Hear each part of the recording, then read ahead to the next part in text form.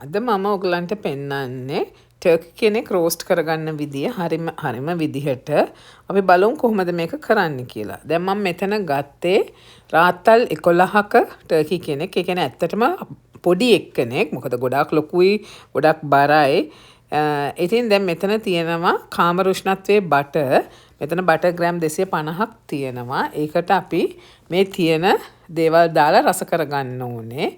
ඒ වගේම අපි මේකට පාවිච්චි කරනවා ගොඩක් හර්බ්ස් වර්ග. එතකොට අර මස් එක ගොඩාක් රස වෙනවා මේ සියලුම හර්බ්ස් වර්ග පාවිච්චි කරාම.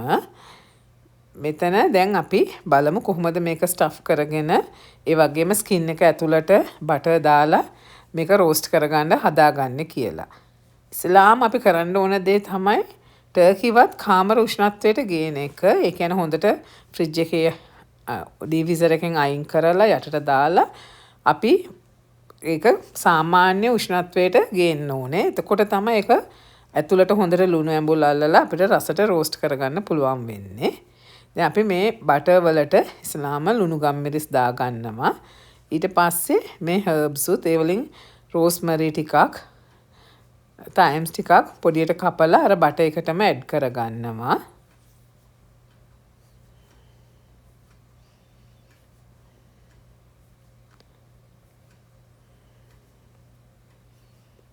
අපිට මේ විදිහට ස්කින් එක ඇතුළට බටර් දාන්න ඕනේ.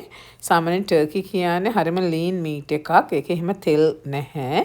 ඒ හින්දා ස්කින් එක ලස්සනට රන්වන් පාට වෙලා රෝස්ට් වෙන්න තමයි අපි මේ විදිහට මෙහෙම ලෑස්ති කරගන්නේ.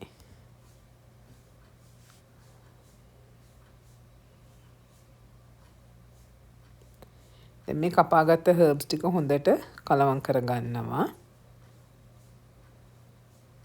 ඊට පස්සේ අපි මේක ස්ටෆ් කරගන්න ලෙමන් ගෙඩියක්, සුදු ලුණු ගෙඩි දෙකක්, ලුණු ගෙඩියක් එහෙම ලොකුවට කපලා ලෑස්ති කරගන්නවා. තව ඒ වගේම මේ ෆ්‍රෙෂ් හර්බ්ස් උත් ඇතුළට දානවා.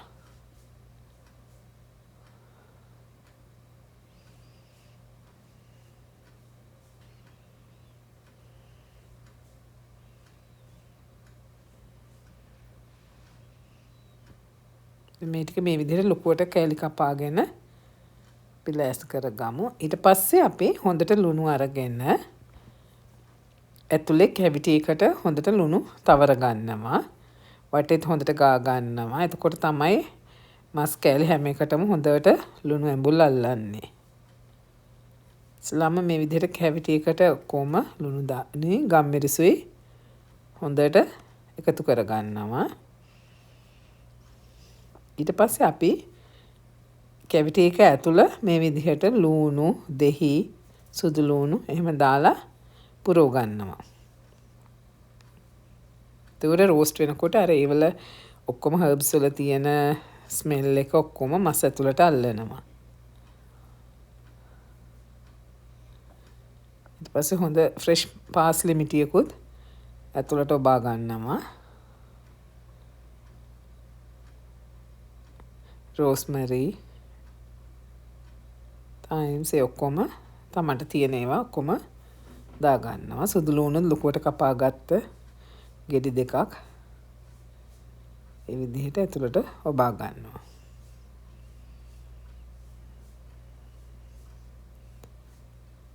මේ තියෙන සේජ්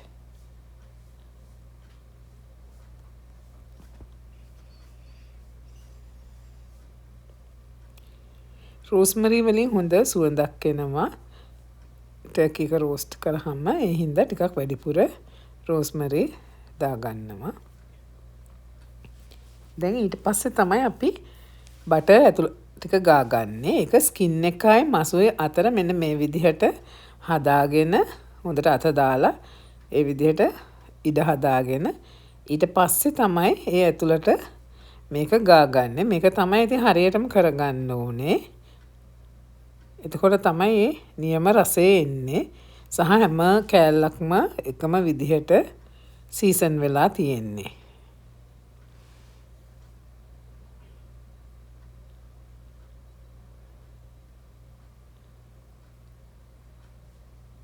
ඇත්තටම මම මේක හැදුවේ තෑන්ක්ස්ගිවින් වලට. ඉතින් අපිට ක්‍රිස්මස් වලටත් මේ විදිහටම ටර්කි කෙනෙක් රෝස්ට් කරගන්න පුළුවන්.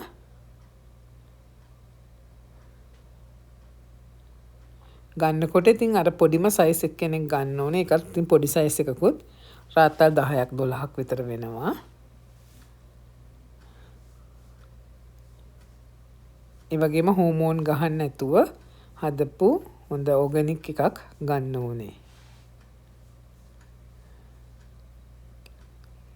මේ විදිහට ඔක්කොම කකුල් වලට හැම තැනටම ස්කින් එක ඇතුළට බටර් තවරගෙන ඊට පස්සේ අපි ඉතුරු වෙච්ච ඒව ටික මේ විදිහට උඩින් තවර ගන්නවා. අරගෙන රෝස්ටින් පෑන් එකක මේ විදිහට තියාගෙන ඒ ඉතුරු ලූණු දෙහි සුදු ලූණු පෑන් එක යටට දාගන්නවා. එතකොට අර පෑන් ජූස් එකත් එක්ක ඒක හොඳට සුවඳ වෙන්න කුක් වෙනවා. අපිට ඒක අන්තිමට පාවිච්චි කරන්න පුළුවන් අපේ ග්‍රේවි එක හදනකොට. අවන් එකේ ඉස්සෙල්ලාම වැඩි උෂ්ණත්වයේ විනාඩි 15ක් විතර තියලා ඊට පස්සේ උෂ්ණත්වය අඩු කරලා අපි ඇතුලේ ටෙම්පරේචර් එක 160ක් වෙනකන් මේක රෝස්ට් කරගන්නවා. සාමාන්‍යයෙන් පැය එකහමාරක් දෙකක් වගේ රෝස්ට් කරන්න ඕනේ. ඊට පස්සේ ඇතුලේ ටෙම්පරේචර් එක තැන් දෙකකට විතර ගහලා බලන්න ඕනේ හරියටම රෝස්ට් වෙලාද කියලා. ඇතුලේ ටෙම්පරේචර් එක 160ට ආවහම තමයි ඒක හරියටම රෝස්ට් වෙලා තියෙන්නේ. ඊට පස්සේ අපි ඇතුලට ස්ටෆ් කරපු හර්බ්ස් ටික ඔක්කොම අරගෙන පෑන් එකටම දාගන්නවා. දාලා කොමන් එක එළියට අරගෙන පොඩ්ඩක් රෙස්ට් කරන්න ඕනේ. පොඩ්ඩක් නෙමෙයි ඇත්තටම පැය එකක් දෙකක් විතර රෙස්ට් කරන්න ඕනේ. ඇතුලේ ජූස් ඔක්කොම එළියට එන්න. ඊට පස්සේ අපි මේක අරගෙන සර්ව් කරන ට්‍රේ එකෙන් තියලා අපේ පෑන් එකේ ඉතුරු වෙච්ච හර්බ්ස් ටිකයි ජූස් ටිකයි ඒ ඔක්කොම එකට එකතු කරලා අපේ ග්‍රේවි එක හදා ගන්න ඕනේ. මේ ටික හොඳට පොඩි කරගෙන ඒකට අපි එකතු කරගන්න ඕනේ චිකන් ස්ටොක් එක. මොන හරි කැමති ස්ටොක් එකක් එකතු කරගන්න පුළුවන්. මම එකතු කරේ චිකන් ස්ටොක් එක. එහෙම නැත්නම් වෙජිටබල් ස්ටොක් හරි මොනවා හරි. ඊට පස්සේ අපි මේක හොඳට උතරව ගන්නවා. එළවලු ටිකයි හර්බ්ස් ටිකයි එක්ක.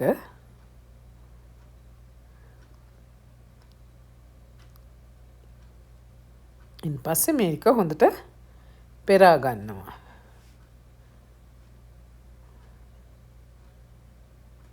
ඒක පොඩි කර එළවලු ටික පොඩි කරමින් පෙරා ගන්න ඕනේ.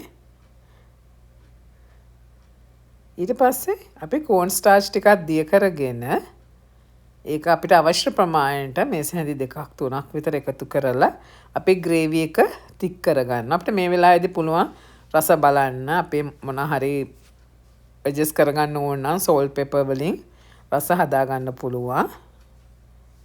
හදාගෙන අපේ ග්‍රේවි එක ලෑස්ති කරගන්න පුළුවන්. දැන් අපේ ග්‍රේවි එක රෙඩි.